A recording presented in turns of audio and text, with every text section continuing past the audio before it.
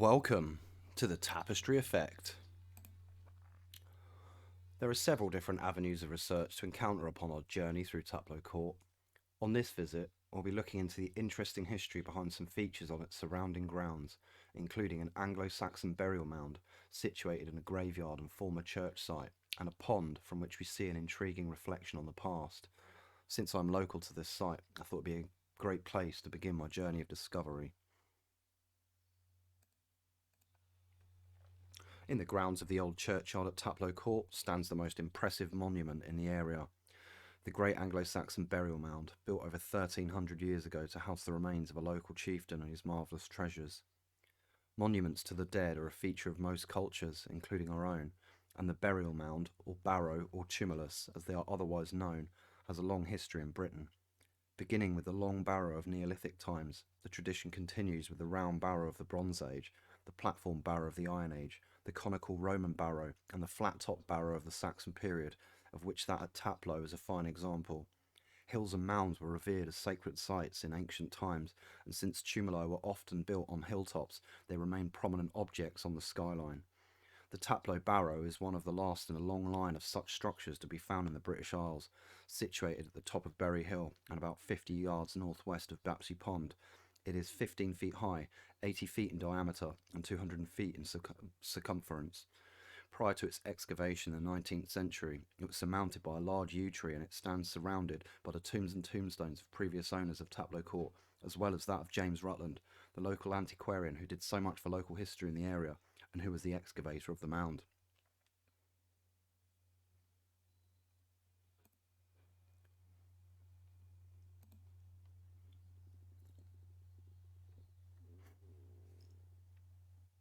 Having gained permission from the rector and the approval of William Grenfell, the lord of the manor, James Rutland undertook the task of investigating the mound at his own expense. It had already been ascertained that the old church foundations passed over a ditch, part of a fortification which, with a rampart, probably dated from the Iron Age. The church had occupied the east end of this enclosure, and the mound the centre, and much pottery, not only from the Iron Age times, but also from the Roman and Saxon periods, have been found in the churchyard, as well as stone flints. Digging commenced on 15th of October 1883, and 4 shafts were cut into the mound. These initial cuttings produced earth and gravel together with various flints, work bone, animal bones, and pieces of Romano-British pottery. It was apparent that, since there was a marked concentration of these finds at the top of the mound, it must have been constructed after Roman times, as the higher levels were built up from material from lower levels than the mound's base. Not far from the top were some pieces of dressed chalk which may have come from the church, perhaps when it was restored in the 14th century. 3 feet from the base was found a pair of bronze tweezers which were probably Roman, and at the bottom, just above the grave, a piece of Samian pottery and part of a Roman brick were found. It was then that the excavators realised that they had unearthed the greatest Saxon treasure found so far in England, only until it was eclipsed by the excavation of the famous Sutton Hoo ship burial in 1939. Of the body itself, all that remained were fragments of a thigh bone and vertebrae, since the nature of the soil had destroyed virtually all of the skeleton. However, the positions of the sparse remains clearly indicated that the body faced east-west, thus confirming the pagan nature of the burial, since Christian burials faced towards the east. The grave area itself was 12 feet by 8 foot with a floor of fine gravel, and the chamber had been constructed of wood. The grave goods were the highlight of the excavation and were another indicator that the interment date from heathen times. Unfortunately for archaeologists, Christian burials are devoid of such objects. A little look at what they found there then, shall we? So that was just a little introduction, and now I'm going to share my screen with you guys, and we're going to the Journal of Antiquities website to tell us more about this. So, Tapper's Low of Taplow, Buckinghamshire. Tapper's Low, a man-made burial mound or tumulus, stands in the grounds of Taplow Court to the west of the village of Taplow. The Anglo-Saxon burial mound stands inside an old churchyard where there stood, up to 100 years ago, a Saxon church dating from 700 AD. The whole site is surrounded by the earthworks of an Iron Age fortification which are now barely noticeable to visitors. In 1883, an archaeological excavation was carried out by the parish clerk, who just so happened to be an antiquarian. He dug down into the mound for a few feet, but nothing much was found. However, when a 6-foot hole was dug into the mound, just below ground level, a burial was found. The funerary finds consisted of thigh bone and vertebrae inside a plank coffin in a pit with gravel floor. The grave pit or chamber was 12 foot by 8 foot and was made out of timber. Along with the bones of Taepa were his many grave goods, some quite rich and decorated, indicating that he was a person of noble lineage, probably a chieftain or prince. He may have been a relative of King Redwald of East Anglia, who died in 617 or 625 AD and was buried at Sutton Hoo. The finds at Taplow would have dated to 620 AD. Among the artefacts found during the excavation was a sword, spear, shields, gold buckle, bronze clasps, drinking horns with gilt ends, glass beakers, an Egyptian bronze bowl, drinking cups, fragments of a harp, some well-decayed cloth found on the bones, and golden thread from his tunic. Everything that he would need in the afterlife. These finds are now in the British Museum in London. We do not, however, know whether or not Taepa was a Christian. Certain his relation, King Redwald, was an on-off Christian, and this was before the area was Christianised by St. Birinus 20 years later. 200 yards to the northwest of the mound is Bapsi Pond, which is actually a holy well associated with St. Birinus, Bishop of Dorchester, who died in 650 AD. He baptised many converts at the well in 642 AD. The source of the pond comes from the old churchyard where the mound is located, so maybe originally there were 2 holy wells. Very interesting. Well, as we've just read at the beginning, there was a section from Unknown Taplow and Environs, a brilliant book written by Eric Fitch in 1988. I absolutely love this book, and as he'd said, this burial would not have been Christian because of the way it was all laid out. That they could come up with that idea. So I believe what he says, that I don't think that Taepa was a Christian, and I do believe that this happened before the Christianisation due to St. Birinus happened. And we'll look into that in a little while. But first of all, I think it'd be quite interesting for us to have a little look at what we can find. So I couldn't find very much on Taepa, fortunately. One thing I did find was here on the Wikipedia site, which has it details some interesting things, but nothing significant that other sites don't hold. So we're just going to look at the pictures here. There's a nice little photo there of the burial mound itself, and a drawing of the excavation, an unknown author, which I find a bit ridiculous. And here we go, belt buckle of the Taplow prince. Very, very interesting. I do believe that lapis lazuli has been used in this, and I do find that the middle part and this bit here is very kind of Celtic looking. Just as a little reference. And these are obviously the gilt-edged drinking horns, which he had. Just to have a little closer look at those. Really nicely gilded, excellent work. And it's actually over here that I can see sort of a little devil face with his little tongue poking out there, and also all here almost like a little Aztec-y face almost. Very interesting design. So there's that. Taepa's low. Another thing I did find, not much information on Taepa, but there was this website which I found quite cool, where this little Morris dancer band have named themselves Taepa's Tump, which and then they quote, "Our name is taken from one of the area's outstanding archaeological sites, the burial mound of Taepa's, a Saxon chieftain who gave his name to Taplow, which is now a very pleasant village on the outskirts of Maidenhead. The burial mound was opened at the end of last century and yielded a collection of some Saxon grave goods, which are now in the British Museum and are only second to the Sutton Hoo burial hoard." Very intriguing. So, as it mentioned there, it's a possibility that he was somewhat connected to or a relative of King Redwald of East Anglia. So maybe we should have a little look at him. Who was Redwald? Well, Redwald was a king of East Anglia, an Anglo-Saxon king which included the present-day English counties of Norfolk and Suffolk. He was the son of Totila of East Anglia and a member of the Wulfingers dynasty, who were the first kings of the East Angles. Details about Redwald's reign are scarce, primarily because the Viking invasions of the 9th century destroyed the monasteries in East Anglia where many documents would have been kept. Redwald reigned from about 599 until his death around 624, initially under the lordship of Ethelbert of Kent. In 616, as a result of fighting the Battle of the River Idle and defeating Ethelfrith of Northumbria, he was able to install Edwin, who was acquiescent to his authority, as the new king of Northumbria. During the battle, both Athelfrith and Redwald's son Reginhir were killed. From around 616, Redwald was the most powerful of the English kings south of the River Humber.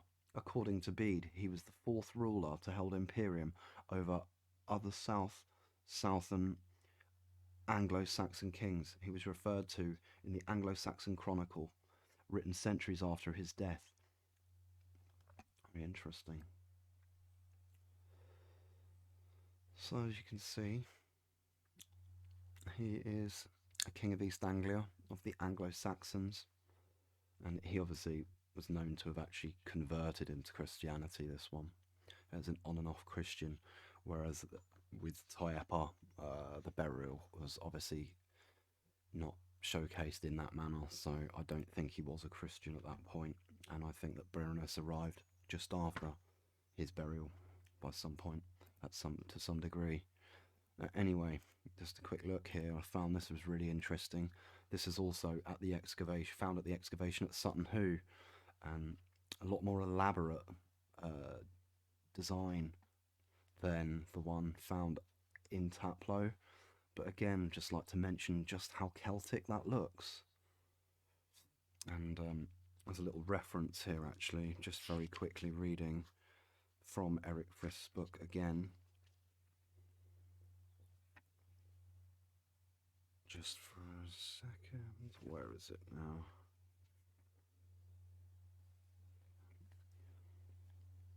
There we go. Indeed, in this light, Mr. Bailey regards Taplow as deriving from the Celtic Turpello, meaning the tumulus of the distant land, supposedly a name given to the place by the locals in their own dialect and subsequently misspelt by the later Saxons and Normans. So again, here we have a local historian, Michael Bailey, who usually derives and looks up the old names, and so he's derived the name Taplow from the Celtic Turpello, which means the tumulus of the distant land. So again, we do actually have quite a few Celtic connections here, and I just wonder if that's something that they've been trying to hide.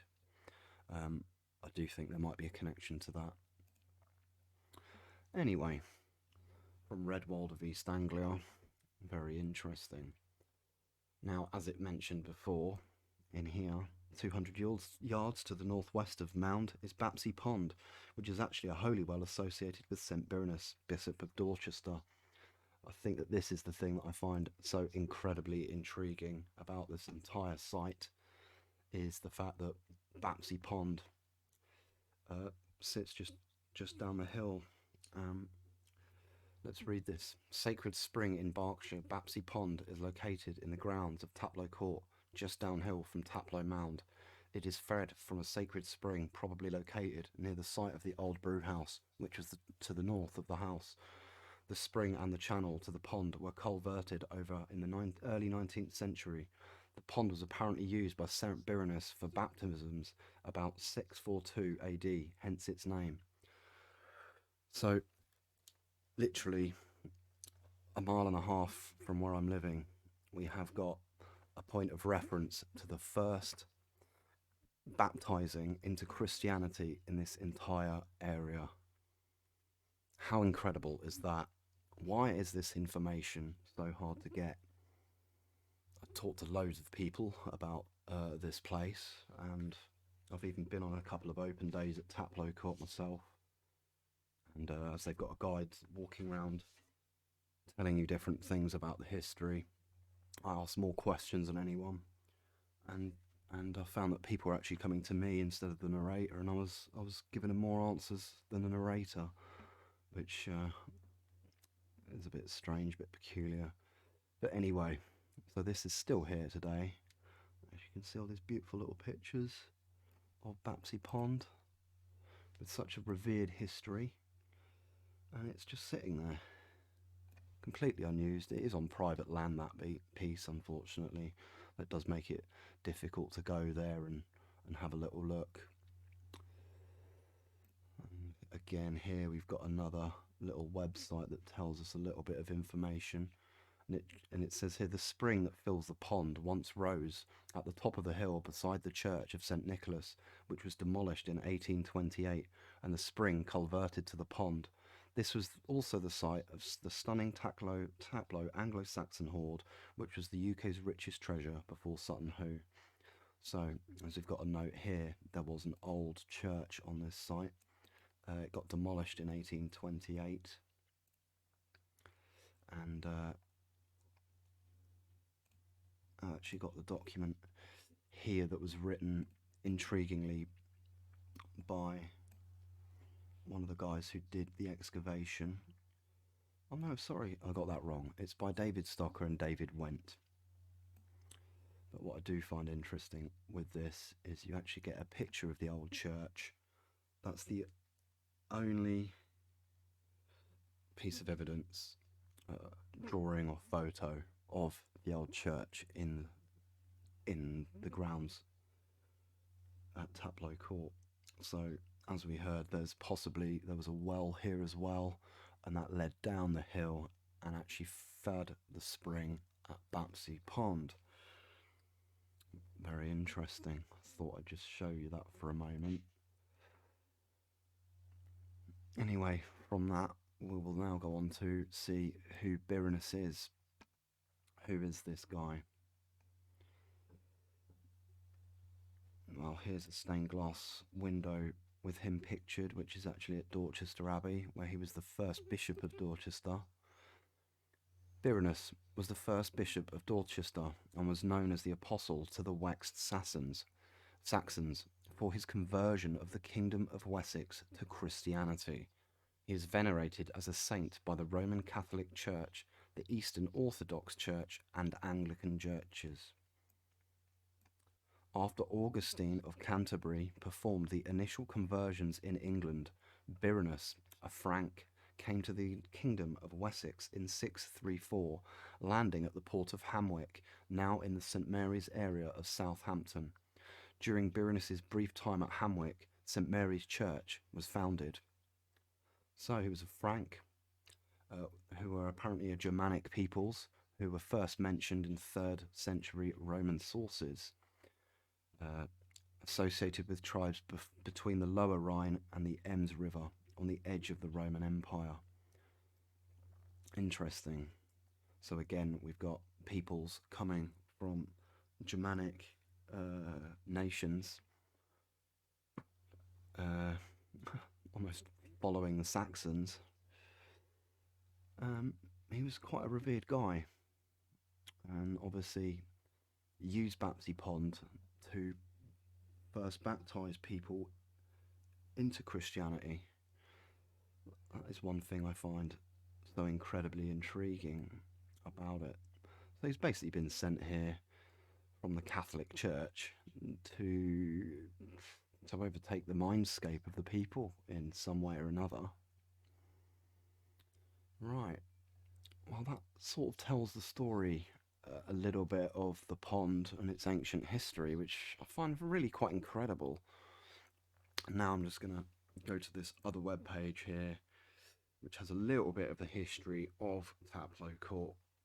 But we're literally just going to read the first few sentences, because I actually found something quite interesting here to do with land. And the site has been in use since the Bronze Age. The burial mound of a Saxon lord was built on a promontory at the top of the scarp in the early 7th century, giving Taplow its name, Teapa's Mound. Promontory. I wasn't sure what that was, so I thought I'd have a little look.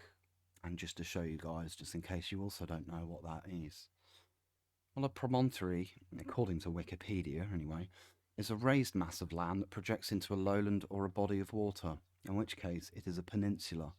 Most promontories either are formed from a hard ridge of rock that has resisted the erosive forces that have removed the softer rock to the sides of it, or are the high ground that remains between two river valleys where they form a confluence, a headland, or head is type of promontory. Well, I can tell you that the river actually only runs by one side of it here. Throughout history, many forts and castles have been built on promontories because of their inherent defensibility. The promontory forts in Ireland are examples of this. Similarly, the ancient town of Ras Barbala in southern Somalia, which in the Middle Ages was part of the Ajuran Sultanate's domain, was built on a small promontory. Okay. Let's just have a little look then. A promontory fort is a defensive structure located above a steep cliff, often only connected to the mainland by a small neck of land, thus using the topography to reduce the ramparts needed. Although their dating is problematic, most seem to date to the Iron Age, exactly when, and obviously like earlier they've said that there was an Iron Age fortification here many years before. So anyway, promontory forts are mainly found in Brittany, Ireland, the Orkney Islands, the Isle of Man, Devon, and Cornwall. Very interesting. That was just a little sidestep, really. And also just to show you a bit more about the land that they built on here. Literally just below, just to the side of the promontory, is South Lodge Pit. South Lodge Pit is a half-hectare geological site of specific scientific interest in Taplow in Buckinghamshire. It is a geological conservation review site. This former chalk quarry dates to the late Cretaceous, around 83 million years ago, apparently. It is the only British example of a chalk phosphorite deposit comparable to deposits in the Paris Basin. In the late Cretaceous, sea levels were much higher and covered much of England, including Buckinghamshire. Marine fossils are found in several horizons, including annelids, oysters, and bivalves. This site is on private land with no public access. I just thought that'd be quite interesting just to show you a little bit about the land. Anyway, so we want to move now really on to the people who are involved in the excavation. So mentioned before was James Rutland, who, you know, it's written here how revered he is for the amount of local work he did. A fantastic historian. He was actually the secretary of Taplow as well as the local antiquarian. He made lots and lots of finds actually around the area. Maybe I can mention that more on another date. But at this moment, I just wanted to go on about the excavation itself, which commenced on the 15th of October in 1883. So I've obviously looked online for his documentation. I'm really surprised there's not a page on Wikipedia for him if he's so well revered. One of the only things I could come up with was this website for a young lady called Emily J. Tucker. And she's just basically used this website to sort of showcase her family tree. And as you can see here, you do have a mention of James Rutland here. And May 1824, he was in Taplow, Buckinghamshire, for a baptisation. Very interesting, isn't it, when you've got Bapsi Pond? I wonder if they did it at Bapsi Pond. Well, obviously, John Rutland is being Christianised, baptised by his parents, and James Rutland is obviously at the baptisation. But then it mentions how all this family go on to live in New Zealand, and obviously James doesn't. Now, one thing that is really intriguing is this. This is what comes up when I type in James Rutland on Wikipedia. What comes up? Tomb Raider legend. Is that not a bit strange? Now, it's about the game, and I won't go into too much detail because he is literally just named as a character. It does make me wonder why they've used that name. And you can see here, it's part of the storyline. The main antagonists are Amanda Evert. Amanda Evert. Does that not sound like a man to avert? Anyway, the main antagonists are a man to avert, an old friend of Lara's presumed dead after a catastrophic incident in Peru, and her associate, American playboy James Rutland. Later on here, it says, fighting through mercenaries, exploring Tiwanaku, Lara confronts their employer, James Rutland, who has a fragment of a sword identical to the one from Nepal. Very interesting. He did find a sword. Lara drains the flooded tomb and proves that Amanda survived and is now working with Rutland to find the sword. At the tomb's heart, Lara finds a statue of Tiwanaku's last queen, whose life strongly parallels the common legends of King Arthur, and a replica of her sword. Where else has he mentioned? Rutland is searching for the Galilee Key, a talisman which can reforge the sword. Okay. It does end up, I believe, that she ends up killing this character. But I just found that really interesting, and I thought I'd just show you guys how strange that is. Try it for yourself. Go on Wikipedia, type in James Rutland. It's exactly what you're going to get. Well, who else was... well, actually, this is probably a good time for me to then go back to here. And bear with me for just a minute. Sorry, still getting used to all this on here. Right, get rid of that. Now, I'm just going to show you the grave of Mr. Rutland. He's actually created this whole stone once that one of his wives died, so he created this grave for her, which he then later buried his next wife and himself within. Now, when we have a look through these pictures, it's a Sarsen stone. It's different to all the other ones on the site, as I will show you. There's 101 graves in the courtyard, as I've seen on a very old map. Most of them are actually covered up by ground now, by mud and grass. But funnily enough, this grave is completely different to all the others, and it does sit right next to the burial mound. And now let's have a little closer inspection at the symbology. Can you see that? I mean, that's a really very obvious Freemasonic set square and compass symbol. Okay, that could denote his, his understanding of architecture. And apparently he loved music. So this one here could be to do with the fact that he loved music and architecture. But in all honesty, I see that these pictures are Freemasonic symbols and probably hiding some truth.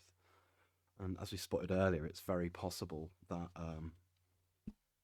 there was a Celtic connection that they're trying to hide here. And also, actually, one thing that was mentioned was that he had an Egyptian bowl. Why would he have an Egyptian bowl at that point in time? Was that really viable? Well, apparently not, really. When we're looking into history that we're told, that wouldn't have happened back then. But he had an Egyptian bowl. And yeah, there's some Celtic connections with the name of Taplow. And there's some interesting Celtic design in some of the grave goods. And obviously, as you can see on Rutland's grave, he's got some very intriguing signs. That being the main one. I believe that he was a Freemason, and I believe that that is possibly the reason why we're finding it so difficult to find any information on him. Anyway, now I'm going to share my screen again, And we're going to go and search yet again for these other peoples involved. So Walter Money was also involved, and we're not going to go into him too much. I just wanted to see what kind of person he was, because I didn't get much detail. And it just turns out that he's a reverend, and I think that they had to just communicate with these people to try and get this dig done. Another person who was involved was Dr. Joseph Stevens. Very interesting. I found him here on Reading Museum's website, and it says here, in the year is 1879, and our author, Dr. Joseph Stevens, has just recently begun a second career as antiquarian that will lead to his appointment as honorary curator of Reading Museum in 1884 after its opening a year earlier. So the Reading Museum has actually opened the same year that they've been doing the excavation. And just a little mention of him. And he also moved to Reading after committed practice as apothecary, I don't know how to say that, surgeon and area medical officer in Hampshire. Okay, so he was basically a doctor. And what I do find very intriguing is, I'll just read this caption that I've taken from a document that I found. And the document's called On the Remains Found in an Anglo-Saxon Tumulus at Taplow Bucks.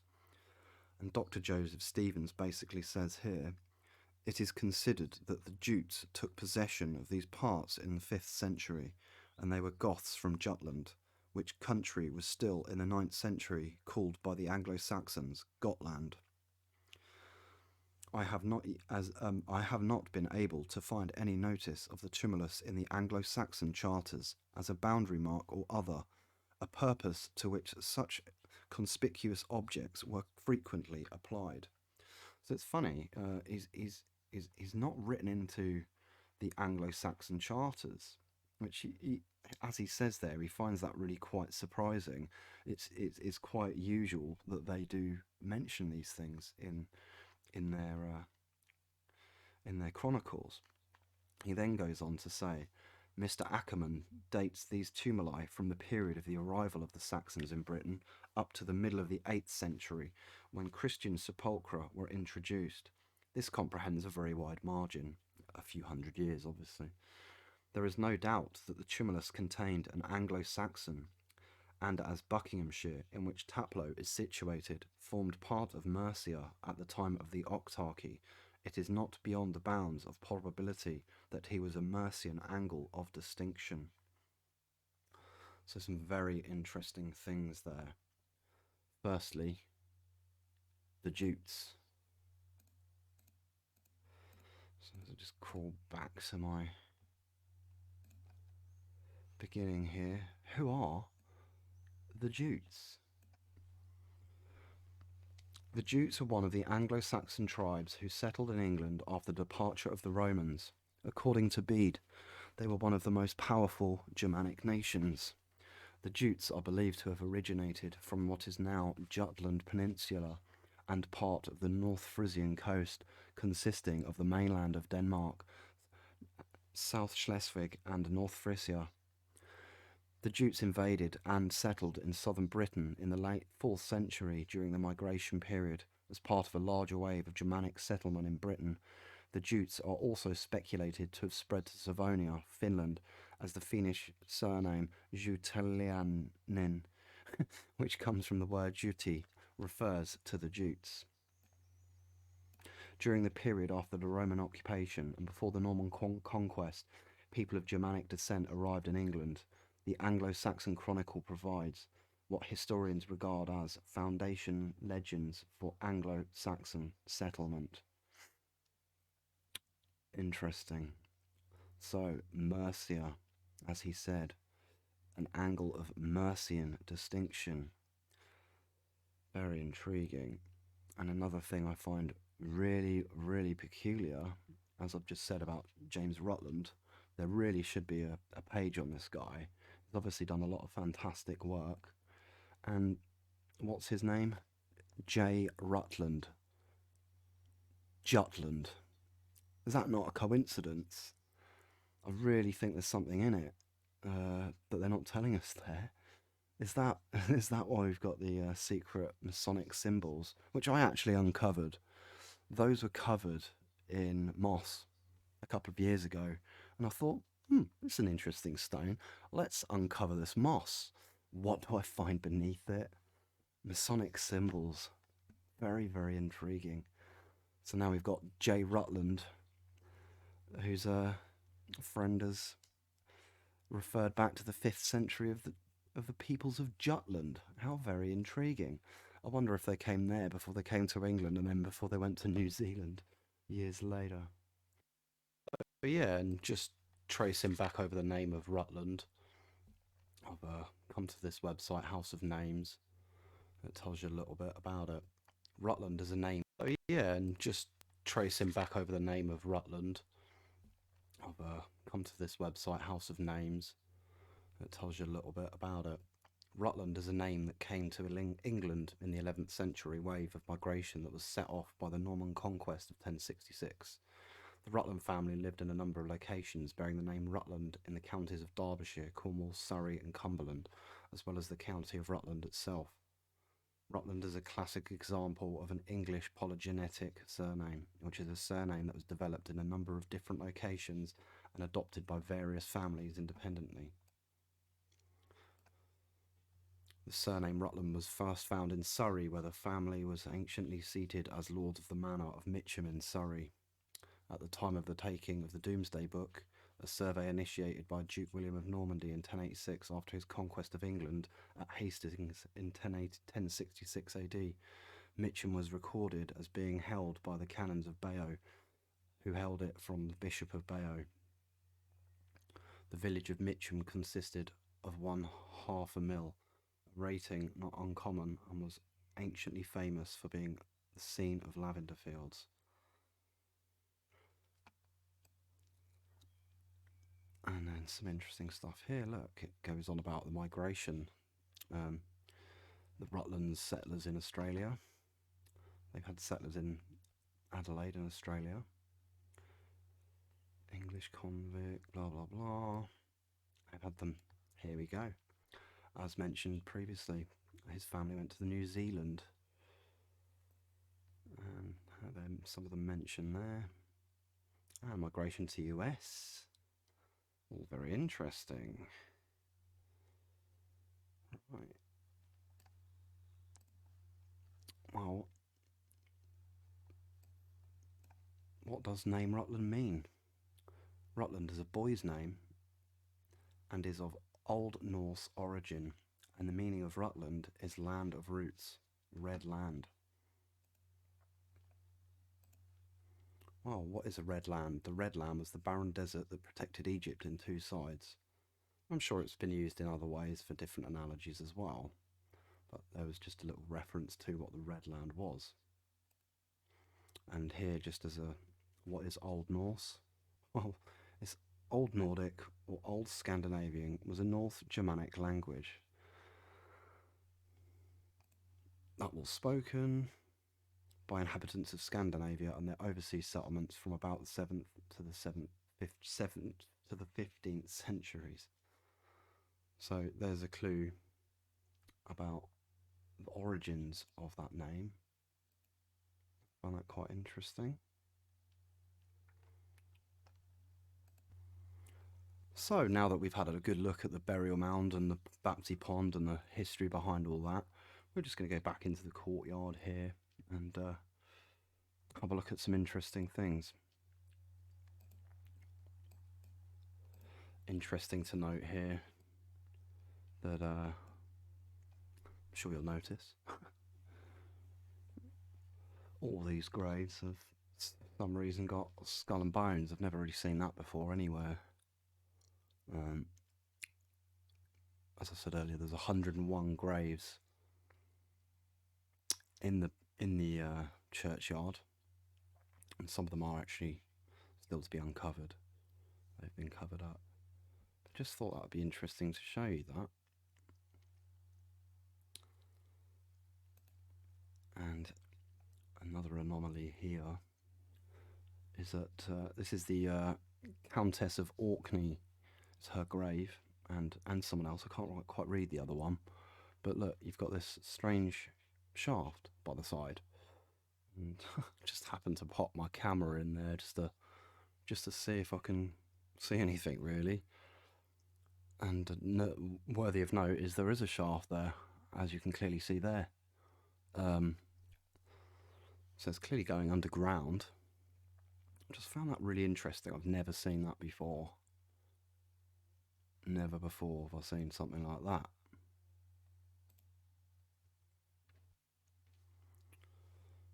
And just behind there is one for the Grenfell family. That's the tombstone for someone of the Grenfell family.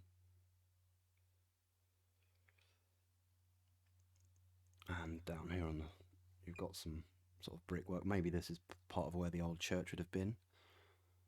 I don't quite think it was, but it's a possibility that I'm wrong there, and that is some sort of foundation of something. And look, there's this drain that's been left there.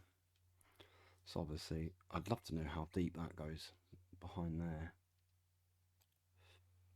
And then here, I'm right by what they call the Hanson Vault. It's seen on the map, but it's not there actually at the burial mound, so it must be under the ground. And I'll just show you in a minute. Obviously there you can see that there's basically a hidden level.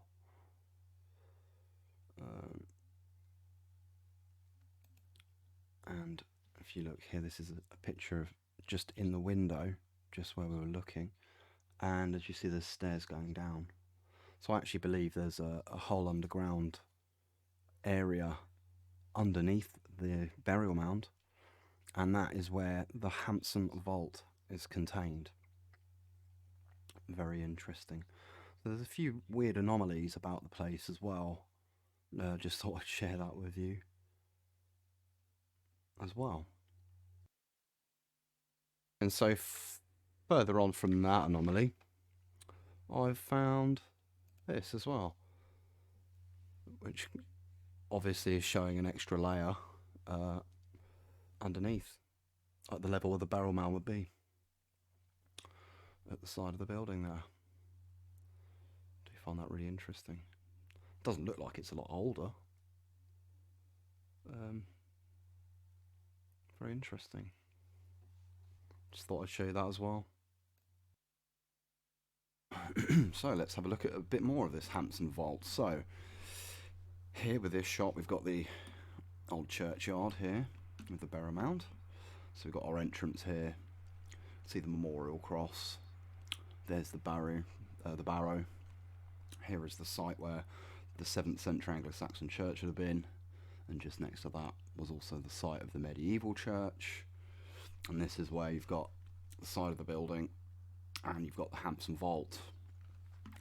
So now, if I just take you back to the shot here, going a little closer. So basically, either side of this tower is exactly what I've just shown you. Just here, you've got a 10-foot drop or so with a window, and here you've got also the same but without windows. And anyway, this window is where I took the shot of the stairs that lead down, and as you can see on the map, around here somewhere is the Hanson Vault, which would have been next to both old church sites. And I think that's why they've got this fence up as well, because there's actually an open shaft there. So again, back to this shot, you've still got that there, the barrier up, and again, as I've said, there's the tower, and either side you've got the 10-foot or so drop. Okay, now let's just go online for a moment and have a look at what I found here. St Nicholas Churchyard, Taplow Court, starts off with the map. So there's my hometown Maidenhead. You've got the river running through it. You've got the bridge over. You go up the hill, up Berry Hill, and there we are at the tumulus there at Taplow Court. Anyway, some fascinating fact here for anyone who's really interested in mind-blowing information. Right here, look at this. The 17th century ran from 1600 AD all the way to 1699 AD. Can you believe that? I mean, if that weren't written there, you know, I would have never known that. That's really interesting for all you fact finders out there. Anyway, back to the show, really. Look at this. Burial vault beneath Hanson Chapel, built 1633.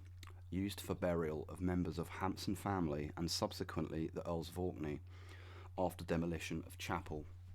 1852, new steps cut to vault. Location lost until 1968 when collapse of shaft led to examination. Coffin plates removed to new church. So, exactly what I'm saying. There's a shaft in here. And another later date, I'm going to try my best to get some photographs of that. It is very difficult. The barrier is just a bit too big, so I'm going to have to do something a bit more special to get my camera in there, unfortunately. But yeah, so basically there is the Hanson Vault under here. I wonder just how big it is. It's very interesting. It gives it even more of an air of mystery to know that there's something underground here. I was just thinking that perhaps the Hansons wanted their burial to be just as memorable and elaborate as Ty Epper's burial. Very possible. So that was a very interesting little anomaly. And really just to end off with, before we conclude the show, here's what you saw on the map as well as the memorial cross from 1868. Let's have a closer look. 1868. What do you reckon? I reckon it might be a little older than that. Love to know where it's from. So I'm gonna have a little look at the other side of it. Get a bit more detail here of just how old it looks. Looks almost 1,000 years old or more to me. Really old cross. Very interesting. That one I must trace up. I don't know enough about it. Oh, I just thought I'd show you that. They've clearly written that it's there from 1868. And this bit is a lot younger. That is much, much older. Anyway. So that pretty much concludes our episode of here at Taplow Court. So we've been looking at the burial mound and Bapsi Pond and the churchyard and the history of all that. And I'd like to say it's very possible that the mound is Anglo-Saxon and that the information given is very close to the reality. It's also possible that as they write history, they hide certain details to hide narratives that curtail us from seeing the bigger picture. It's also possible that symbolically there is more to the story than meets the eye. When looking at the evidence, I find it intriguing to note that Ty Epper's mound was not mentioned in the Anglo-Saxon charters. So often these places of such high distinction would usually have been at least mentioned or recorded. Also, a few grave goods have real Celtic qualities. That plus the fact that the name could well derive from the Celtic Taplow, meaning the tumulus of the distant land, as mentioned by Michael Bailey, the historian. Makes some sense. In Eric Fitch's book Unknown Taplow and Environs, he mentions about the burial having the body facing east-west, thus confirming a pagan nature. It's not facing east as Christian burials do. Early Christian burials did not revere such fascinating grave goods as this burial had either. And the use of barrows as burial mounds does span back through each of the supposed timelines given, be they Neolithic, Bronze Age, Iron Age, Roman, Saxon. But this use of timelines is something we must question also, as I do believe there's a lot of discrepancy when it comes to fitting things into the main narrative that they've already created. This is why I keep my mind open to the possibilities, and I feel it could also be from an earlier date altogether. I'm not here to rip the story apart, but I do find a note some interesting things that may effectively lead us to see something a bit different to that of what's been told. However true that is at this point, I'm unsure, but it's also interesting just to share the history with you guys. And you know, this part of history was very intriguing in the fact that you have the impending encroachment of the coming cause of Christianity at a time that looks like beliefs were of a much more pagan spiritual nature. The stories intertwine to give us two interesting tales that spin in different directions and give us two vastly, greatly different stories. The burial happened as mentioned a decade or two earlier than the arrival of St. Birinus, sent here from the Roman Catholic Church on a mission to adhere the people to the coming cause of Christianity. I do wonder just how majestic the whole scene would have been here when St. Birinus did arrive, with the incredible view from high on the hill, an air of mystery surrounding this beautiful place with its high mound, old church, a well or two, and Bapsi Pond. I find it interesting to note that Bapsi Pond was the first place where people were baptised and converted to Christianity in this entire region. I do find it amazing how these legendary stories surrounding this incredible site have not been highlighted as a national treasure. I also find it interesting that Rutland's grave bears Masonic symbols. These designs symbolise his achievements in the fields of music and architecture, but are obviously also known as symbols of Freemasonry, and therefore, with that and many other graves appearing to have skull and bones, it leads me to believe that many of the peoples buried within the graveyard, including James Rutland, were part of a Freemasonic order or lodge. The comparisons of names plus the recorded historical roots somewhat confirm to us some intriguing correlations as well. Rutland, the name, derives from Old Norse, a North Germanic language dating back to the 7th century, around the same time as the given date for the burial of Taepa and the coming arrival of St. Birinus. On further note, I can also add that it is thought that St. Birinus is of Lombard extraction, otherwise known as the Langobards. The Langobards, lo and behold, were also a Germanic people, and they ruled most of the Italian peninsula from 568 to 774 AD. Rutland in Old Norse translates as the Red Land, land of roots, or from the root land. Is this a clue? Did Rutland's family lineage derive from the root land, as the name suggests? What is the root land? Old Germania? Gotland? Jutland? The Jutes of Jutland were also like the Anglo-Saxon tribes, a Germanic tribe who settled in England after the Romans from the 5th century, and were in the Buckinghamshire area at the time called Mercia. James Rutland and Jutland also bear a rather obvious resemblance. Also confirmed to us is that the name Rutland first arrived on English shores in the 11th century, following the Norman conquest of William the Conqueror. We then also acknowledge that there is a vast migration spanning centuries of the Rutland family to other countries, from Britain to the United States as early as the 17th century, and to New Zealand and Australia from the 19th century. On the Rutland coat of arms is the motto Post Praelis Prima, translating as, after the battles come the rewards. Rutland's reward was finding and unearthing one of the most revered Anglo-Saxon finds in the country to date. I thought it'd be interesting to end with the question, was James Rutland possibly unearthing an ancient ancestor? A rather out there question, but the name and its history certainly suggest it has long been involved with conquests and migrations. Maybe one day we will find out. That pretty much concludes this episode. Thank you for watching. Hope you've enjoyed it.